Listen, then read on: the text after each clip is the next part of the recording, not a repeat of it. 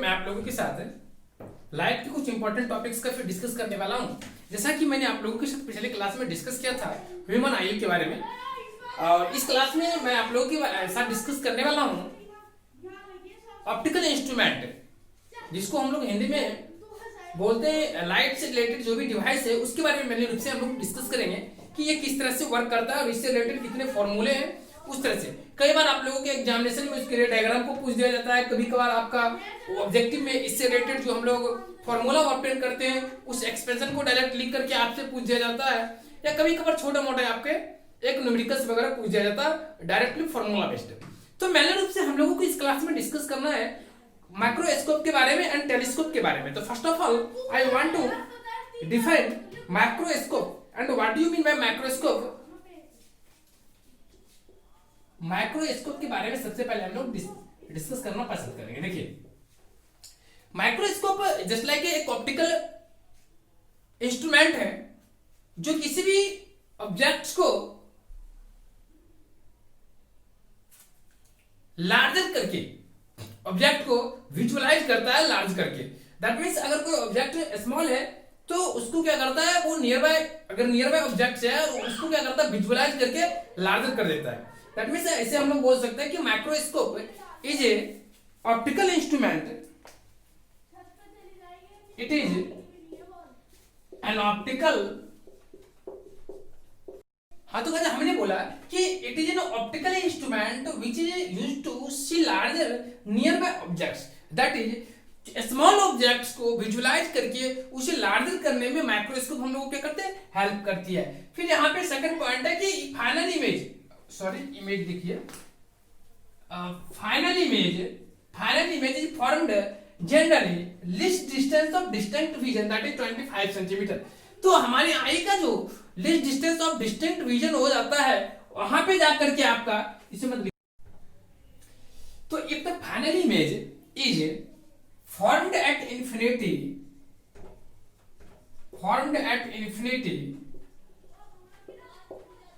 अगर final image जो होता है आपका फाइनल इमेज आपका इंफिनिटी पे फॉर्म करता है, then eye is most relaxed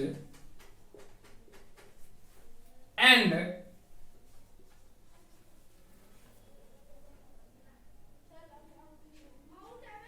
it is called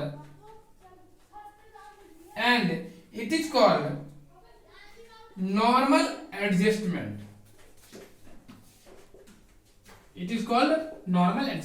तो नॉर्मल एडजस्टमेंट एक केस होता है, एक प्रॉपर केस होता है अगर इमेज जो होता है आपका इन्फिनिटी पे बन जाता है इन द माइक्रोस्कोप, मतलब माइक्रोस्कोप में, तो उस केस में जो होता है आपका आई मोस्ट रिलैक्स्ड होती है और वो केस जो आपको कहलाता है नॉर्मल एडजस्टमेंट कहलाता है। तो ये सारे कुछ कॉमन टर्म्स हैं, इसको भी हमें समझना है। साथ ही साथ उसके बाद हम लोग रे डायग्राम की तरफ चलेंगे किस तरह से माइक्रोस्कोप जो होती है वो इमेज को फॉर्म करती है। अब देखिए, माइक्रोस्कोप जो होती है वो दो तरह की होती है। पहला जो होता है आपका सिंपल माइक्रोस्कोप होता है, दूसरा आपका कंपाउंड माइक्रोस्कोप होता है। तो सिंपल माइक्रोस्कोप और कंपाउंड माइक्रोस्कोप क्या दोनों है, इसके बारे में डिटेल में नॉलेज लेंगे, फिर जाकर के दोनों का रे डायग्राम अलग अलग बनाएंगे और दोनों को डिफरेंशिएट भी करेंगे। Sometimes in the examination may be asked difference between simple microscope and compound microscope. If you have no knowledge enough in the ray diagram mathematical expression, you cannot differentiate by many reasons. First of all सबसे पहले हम लोग देखिएगा, यहां पे लिखते हैं there are mainly two types of microscope. तो मेनली रूप से आपका जो होता है दो तरह के माइक्रोस्कोप्स होते हैं। माइक्रोस्कोप्स सबसे पहला हम लोग लेते हैं सिंपल माइक्रोस्कोप।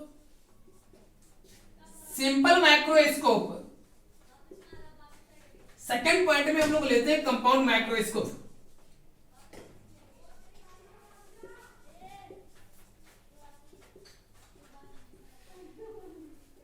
सबसे पहले अब हम लोग सिंपल माइक्रोस्कोप के बारे में डिस्कस करते हैं कि सिंपल माइक्रोस्कोप होती क्या है। सिंपल माइक्रोस्कोप क्या होता है इसके बारे में डिटेल करते हैं। देखिए, सिंपल माइक्रोस्कोप क्या होता है? ये सिंपल कन्वर्जिंग लेंस होता है। Converging lens means that convex lens होता है, एक सिंपल स्मॉल फोकल लेंथ की एक कन्वेक्स लेंस होती है, जिस तरह से एक नॉर्मल लेंस होती है उसी तरह से, बट इसको हम लोग सिंपल माइक्रोस्कोप इसलिए कहते हैं कि नॉर्मल लेंस के रिस्पेक्ट में ये जो होता है ज्यादा ऑब्जेक्ट को विजुअलाइज करते हैं, इसलिए हम लोग मैक्रोस्कोप बोल सकते हैं, जिसको हम इस तरह से भी लिखते हैं सिंपल मैग्नीफायर। तो लिख सकते हैं द सिंपल मैग्नीफायर, या समटाइम्स हम लोग इसको ऐसे भी बोल सकते हैं माइक्रोस्कोप। मैग्नीफायर माइक्रोस्कोप एक ही बात हुआ। द सिंपल मैग्नीफायर और microscope is a kind of converging lens. The simple microscope, the simple magnifier or microscope is a kind of converging lens of a small focal length. तो simple microscope जो होती है या एक तरह की converging lens, that is converging lens किसको बोलते हैं? ब्रैकेट में लिख लीजिएगा, कन्वेक्स लेंस को हम लोग कन्वर्जिंग लेंस बोलते हैं। तो सिंपल माइक्रोस्कोप जो होती है वो एक तरह की कन्वर्जिंग लेंस होती है ऑफ स्मॉल फोकल लेंथ,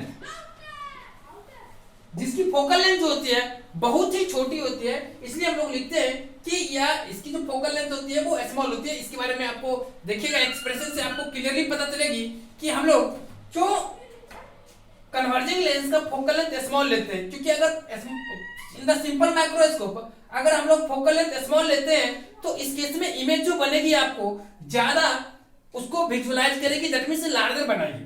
अब देखिए नेक्स्ट में आता है in the simple microscope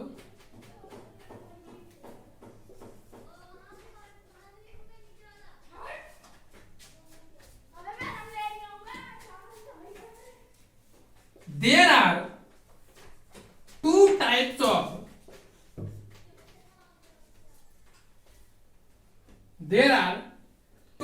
of there are in the simple microscope। तो सिंपल माइक्रोस्कोप जो होती है आपका उसमें क्या होता है, एक minute, in the simple microscope object is placed near the object is placed near the lens।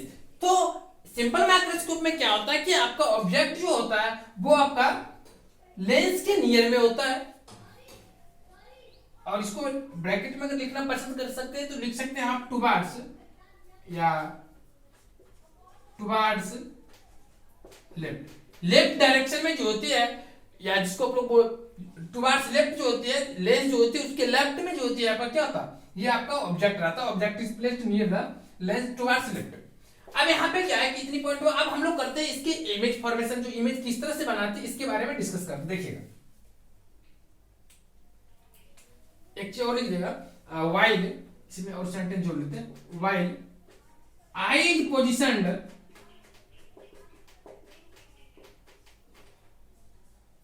near the other side, near the आप लोग को दिख रही है, near the lens, positioned near the lens towards right। तो lens के right direction में जो होती है आपका आई होती है, जो कि ऑब्जेक्ट को हम लोग को देखने में मदद करती है। आप देखिए ये आपका सिंपल माइक्रोस्कोप कुछ इंपॉर्टेंट पॉइंट्स हो गया। अब इसके बारे में और भी हम लोग डिटेल करते देखिएगा ध्यान से आप लोग। सबसे पहले ये कॉमन टर्म्स थे, इसके बारे में रे डायग्राम जब बनाऊंगा तो आपको काफी ज्यादा डिटेल इसमें आपको नजर आएगी। तो सबसे पहले हम लोग इसको रब कर लेते हैं। अब देखिए इसमें कि सिंपल माइक्रोस्कोप में क्या क्या होती है।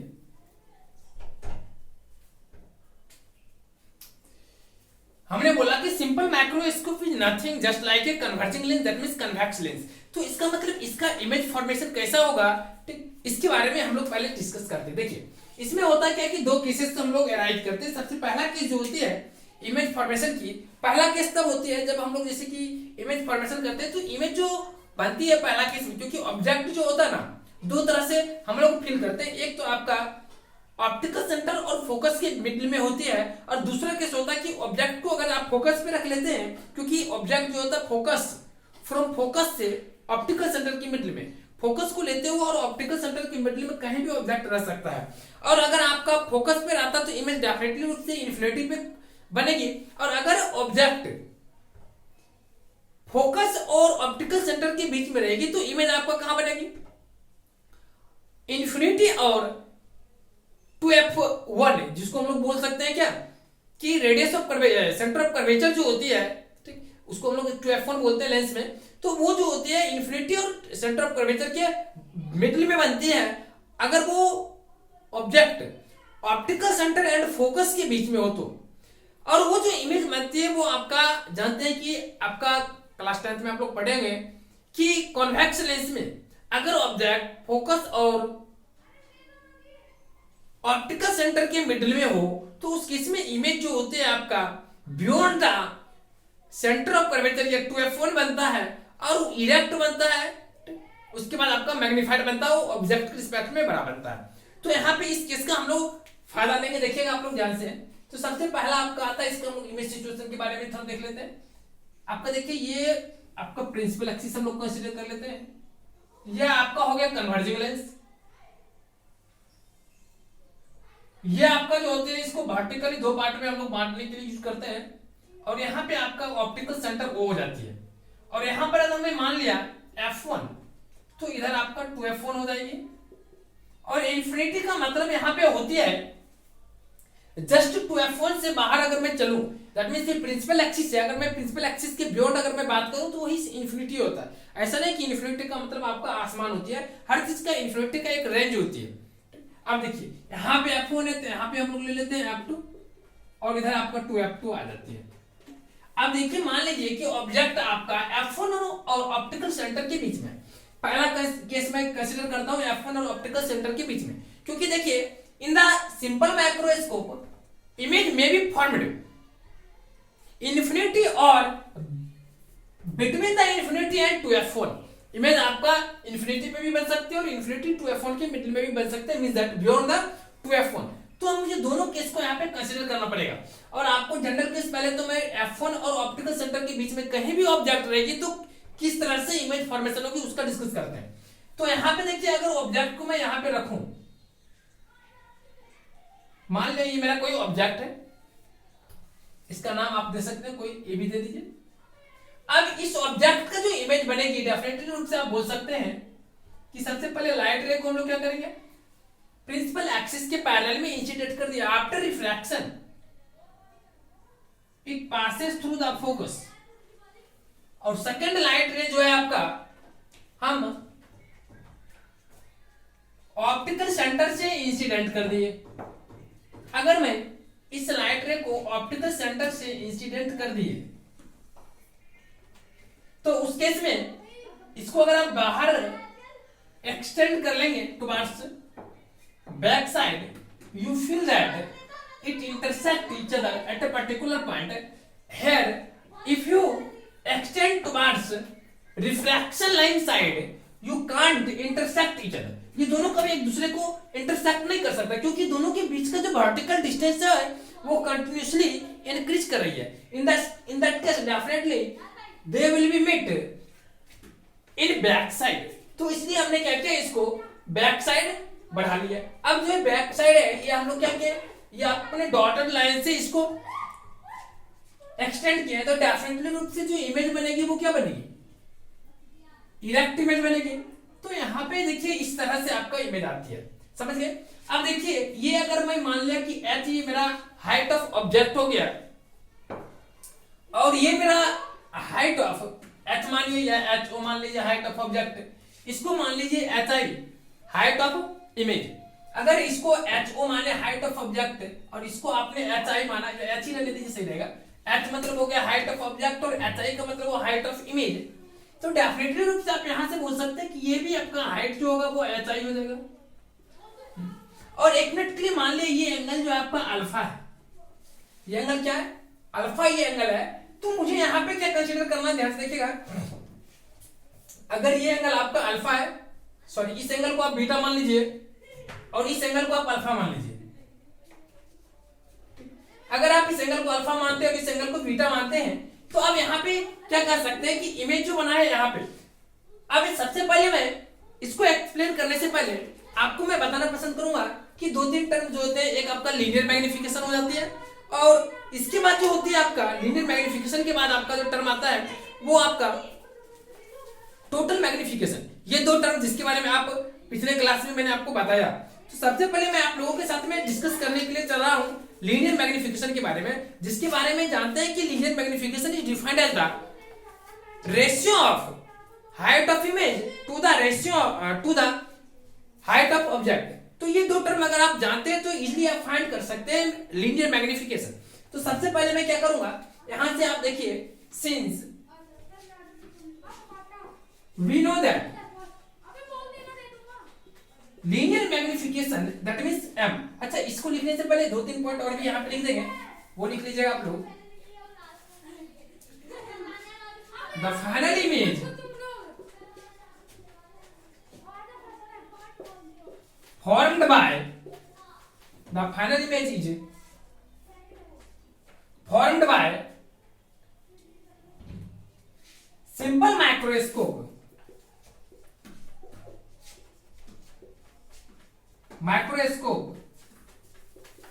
is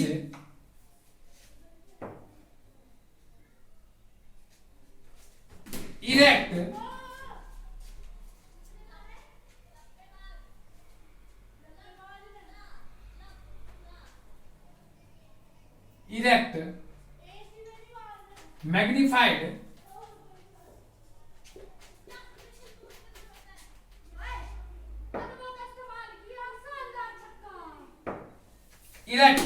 magnified and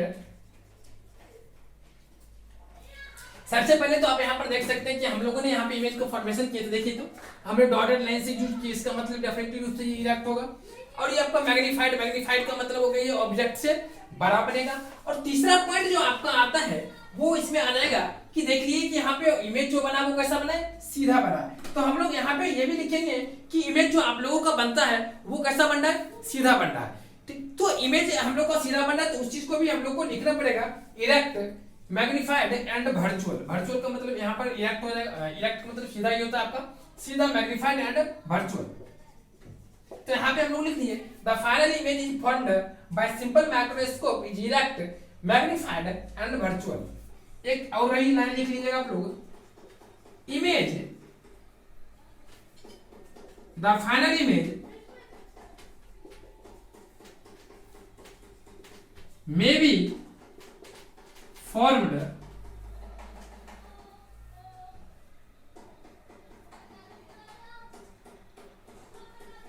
at infinity or between the infinity and 2f1।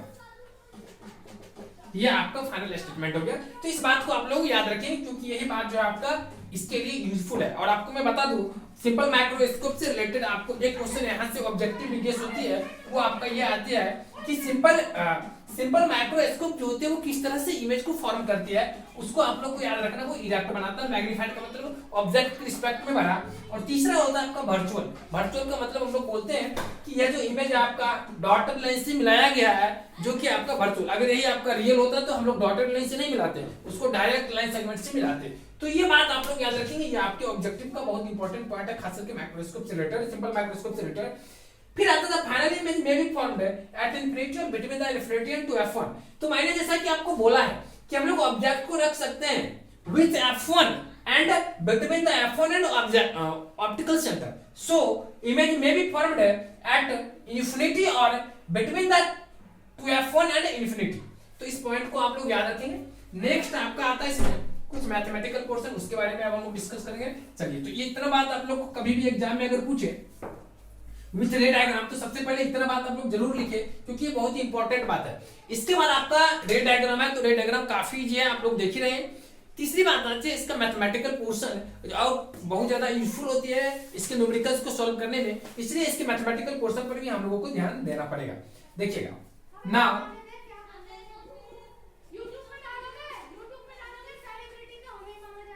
The linear magnification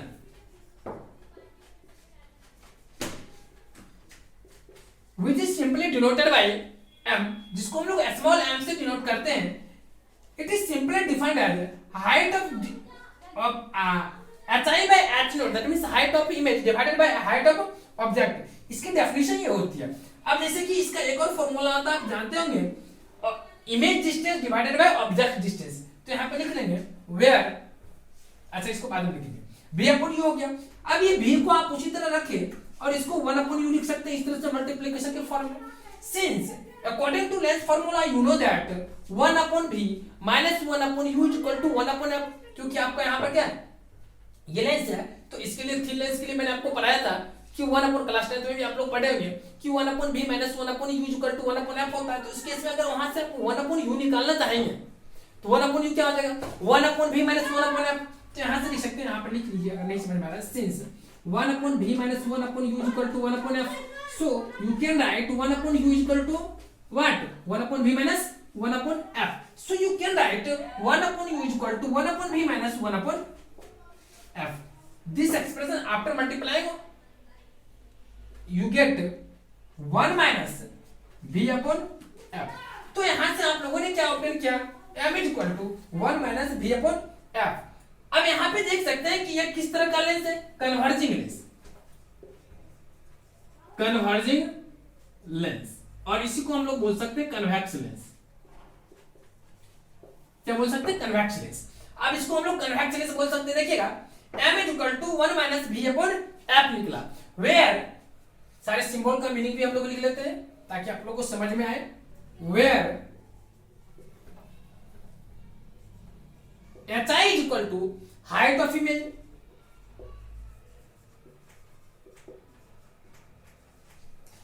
h naught is equal to h o is equal to height of object। तीसरा फैक्टर आता है u is equal to object distance। चौथा factor भी आता है जो कि आपका आएगा इमेज डिस्टेंस, और f जो आपका जैसा कि आप लोग जानते हैं कि फोकल लेंथ होता है। चलिए, तो ये 4 टर्म्स थे जहां जिसको हम लोगों ने यहाँ पे यूज किया।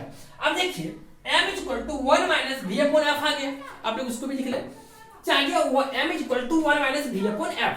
बट यहाँ पे आप लोग जानते हैं कि ये जो v है वो कांस्टेंट है। क्यों कांस्टेंट है, क्योंकि इमेज जो फॉर्म होती है वो हमारा आई इटसेल्फ एडजस्ट कर लेता है, ठीक। और नॉर्मली आपको मैंने बताया था भी जस्ट कि image is formed by microscope. Image जो फॉर्म करते हैं, जब हम अपने आई से उसको विजुलाइज करते हैं, in that case image formed at distinct least distance of distinct vision, that will be simply denoted by capital D, which is equal to 25 centimeter. We know that, but you have to also use B is equal to capital D. Here we observe that focal V and F. If you consider about V and F, then you can say that focal length of convex lens, focal length of convex lens is positive, while image distance, because image is formed from optical left side from optical center of this lens, so you can say that focal length will be positive but image distance will be negative। तो यहाँ पे ये जो आपका आएगा image distance, जिसको हम English distance of distinct vision बोलते हैं, वो आपका नेगेटिव आएगा। तो आप इसको लिख सकते हैं, क्या मालूम है, यहाँ पे लिखिएगा, इसको मैं मिटा लूं थोड़ा, इसको मिटा लेते हैं, और यहां पे तब जाकर के लिखना है using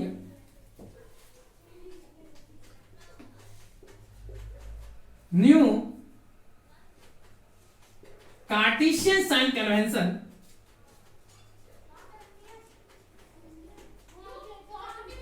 you can write m is equal to 1 minus v can be replaced by minus v because here image distance will be negative, so you can write minus B divided by minus D लिखिए, क्योंकि भी जो है आपका D आपका distance division का fix है, distance image distance, इसलिए मैंने इसको माइनस डी से रिप्लेस कर दिया, और f will be f. Finally we can write d equal to m equal to 1 plus d upon F.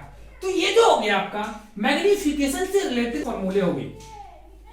किससे रिलेटेड फॉर्मूला? मैग्नीफिकेशन। तो आप लोग याद रखेंगे कि आपसे अगर कोई पूछे कि मैग्नीफिकेशन का फॉर्मूला क्या है, तो आप याद रखेंगे कि सिंपल माइक्रोस्कोप के लिए किस केस में अगर ऑब्जेक्ट आपका फोकल लेंथ और ऑप्टिकल सेंटर के मिडिल में कहीं भी है, तो उस केस में magnification is equal to 1 plus d upon f, where d is fixed that will be 25 centimetre. तो यहाँ पे 25 बाई एफ लिख सकते हैं आप। चलिए अब यहाँ पे एक और सवाल आती है, सिंपल सी बात है, ये आपका आ गया 1 m is equal to 1 plus 25 by f, अगर डी आपका 25 सेंटीमीटर आता है तो। अब यहाँ पे एक सवाल आता है,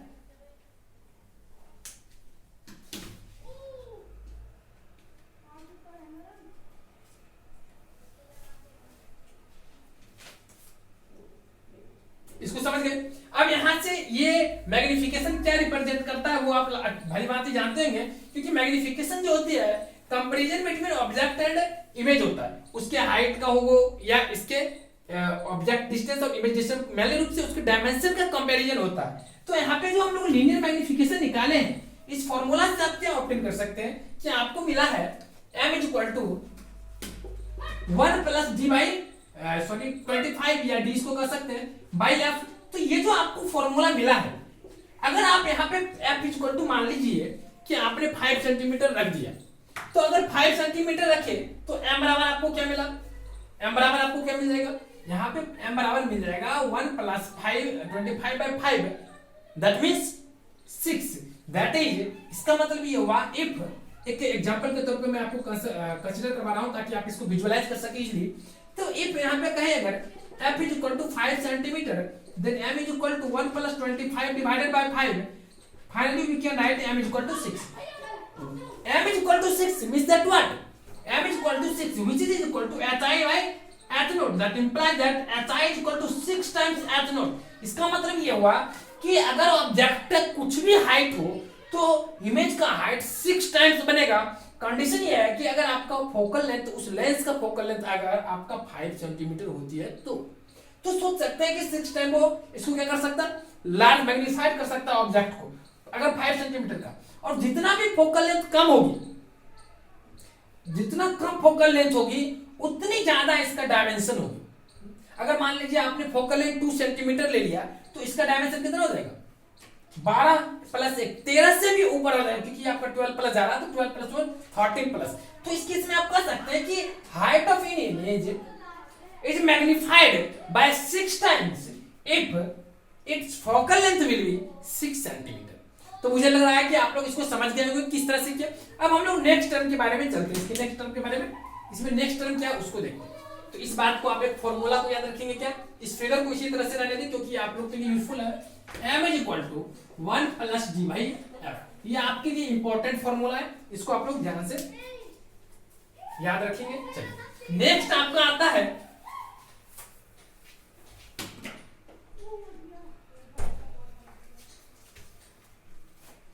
नेक्स्ट, इसमें जो आपका टर्म है वो आपका टर्म आता है क्या, उसके बारे में डिस्कस करते हैं। देखिएगा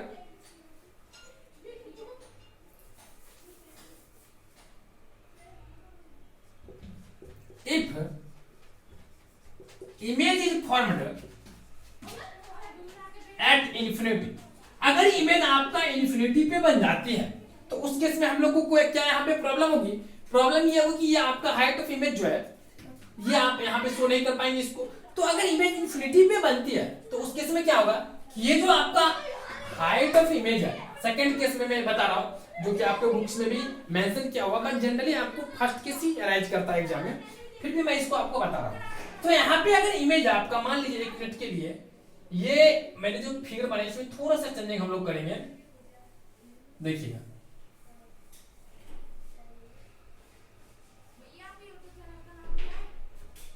तो अगर मैं ऑब्जेक्ट को इस F1 पे रखता हूं तो इस केस में देखिएगा ये जो आपका light ray, if light ray incident parallel to the principal axis after refraction it passes through the focus,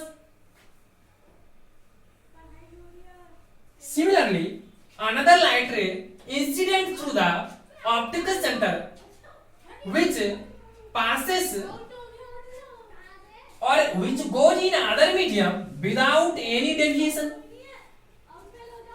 In that case, we can consider here both ray can't meet each other at any point after extending anyway. किसी भी तरह से अगर आप दोनों को increase करते जाते हैं किसी भी डायरेक्शन में तो ये कभी भी आपको मीट नहीं होगी. इसका मतलब जो है इमेज आपका कहां पे बन रही है, एट इन्फिनिटी पे बन रही है.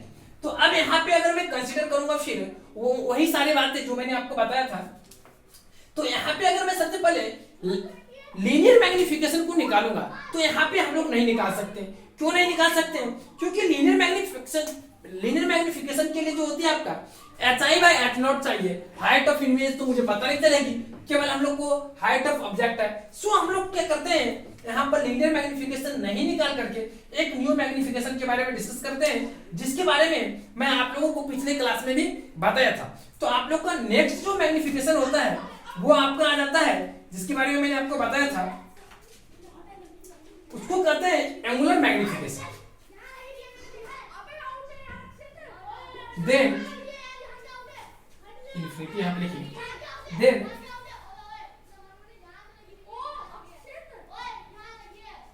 in place of linear magnification we define angular magnification.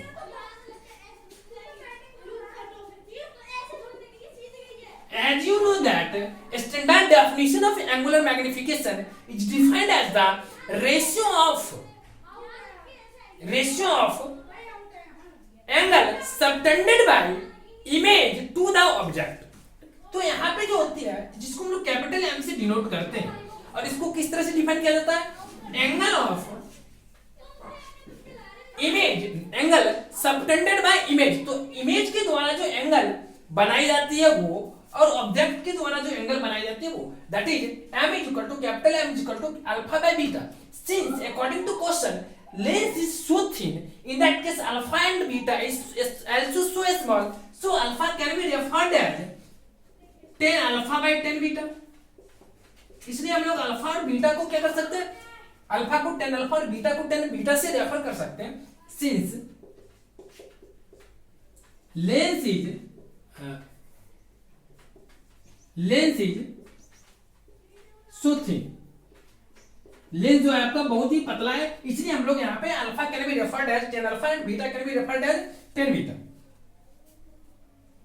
Now we again rub it first of all, after it I will discuss in so detail. देखिए तो यहां से हम लोगों को मिला angular magnification is equal to 10 alpha by 10 beta, that will be alpha by beta.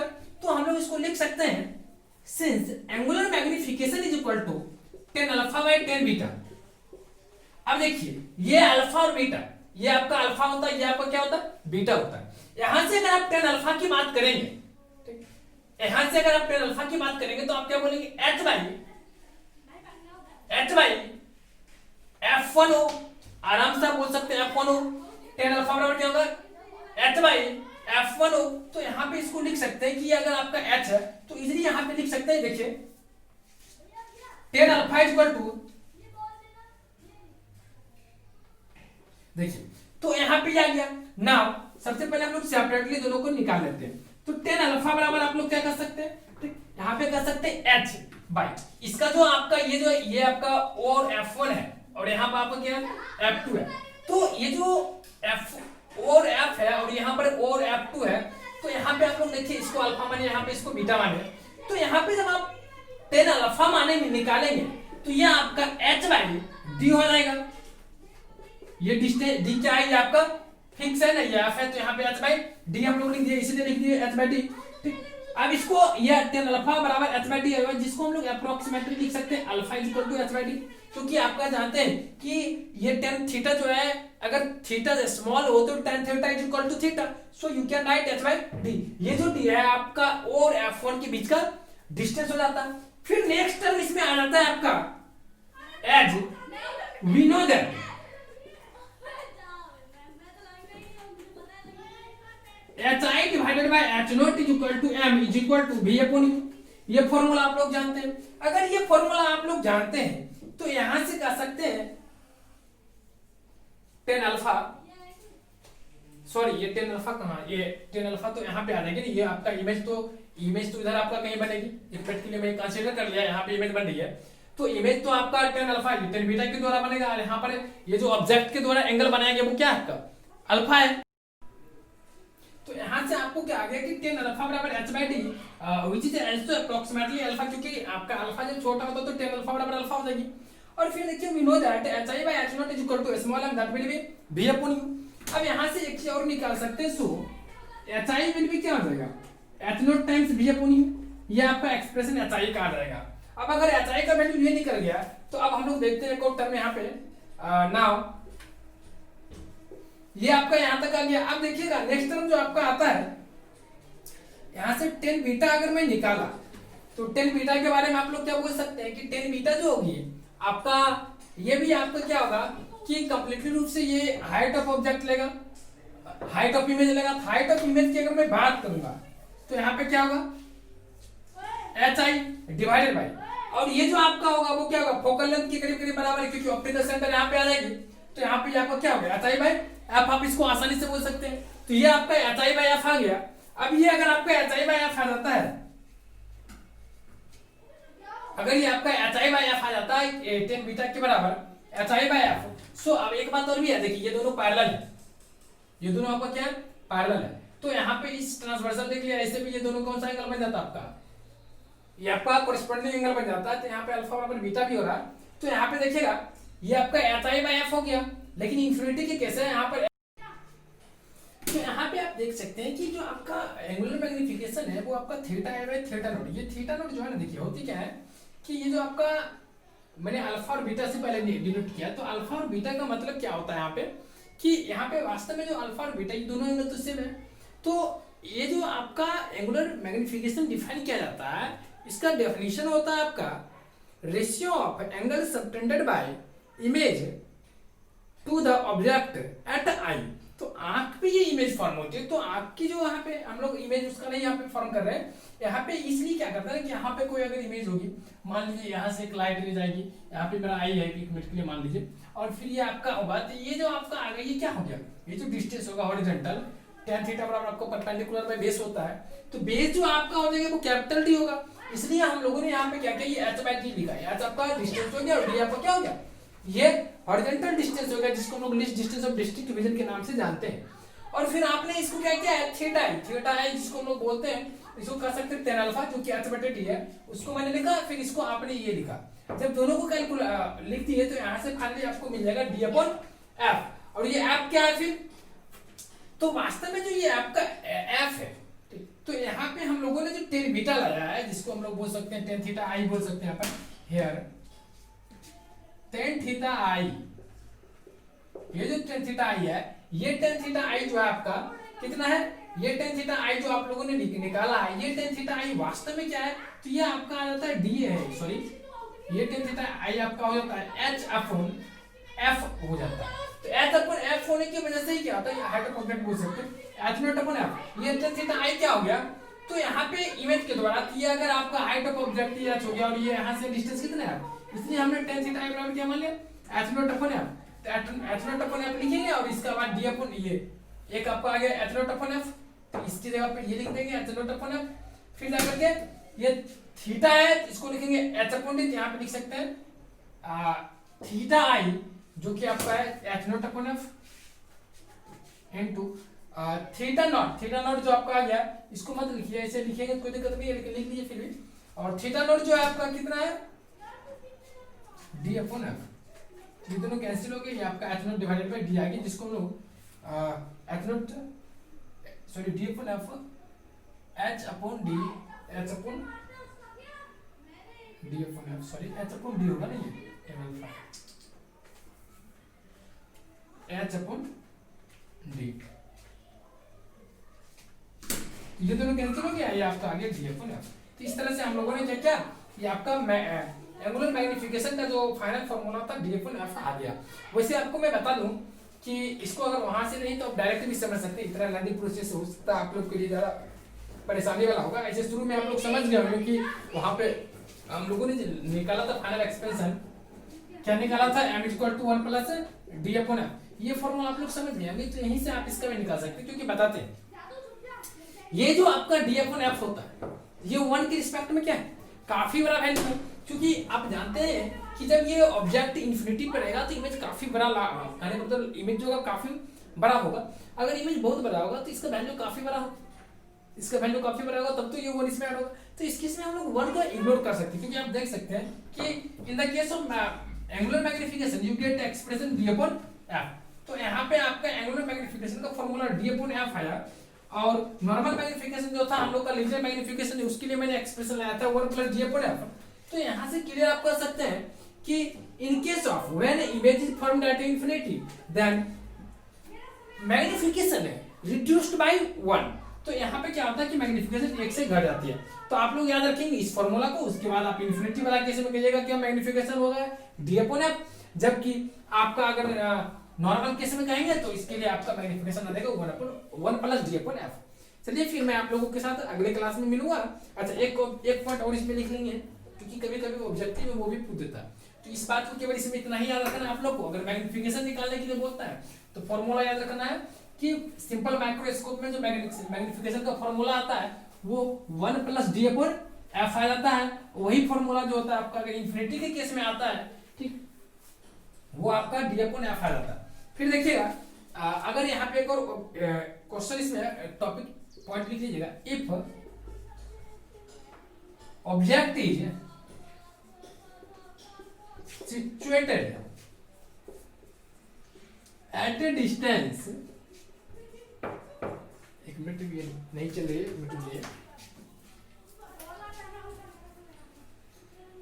Distance a at a distance a, then magnification जो होगा 1 plus d minus a divided by f हो जाएगा। इस बात को याद रखिए। अगर आपका ऑब्जेक्ट जो होगा वो ए डिस्टेंस पे होगा, कहां से, आपका लेंस से, अगर वो ए डिस्टेंस पे होगा तो उस केस में आप लोग इसको क्या कहेंगे 1 प्लस डी माइनस ए अपॉन एफ आ जाएगा। ठीक, ये फॉर्मूला को आप लोग याद रखिए। चलिए, तो ये मुझे लगता है कि सिंपल माइक्रोस्कोप का कहानी खत्म हो गया। ठीक, तो आप लोग इसको अच्छे से याद कर लेंगे, इसमें कोई खास पॉइंट था नहीं, मैं एक बार थोड़ा सा फिर से आपको रिवाइज कर देना पसंद करूंगा। देखिए, तो सिंपल माइक्रोस्कोप में क्या होता है कि सबसे पहले मैं आपको बता दूं कि simple microscope is nothing just like a converging lens that is also called convex lens, and simple microscope forms image always erect virtual erect and magnified. तो इमेज जो वो बनाता है आपको कहने का मतलब इमेज जो बनता है वो आपको कैसा बनता है, इरेक्ट, वर्चुअल और मैग्नीफाइड बनता है। इस बात को याद रखेंगे, ऑब्जेक्टिव में आप लोगों से पूछ सकता है।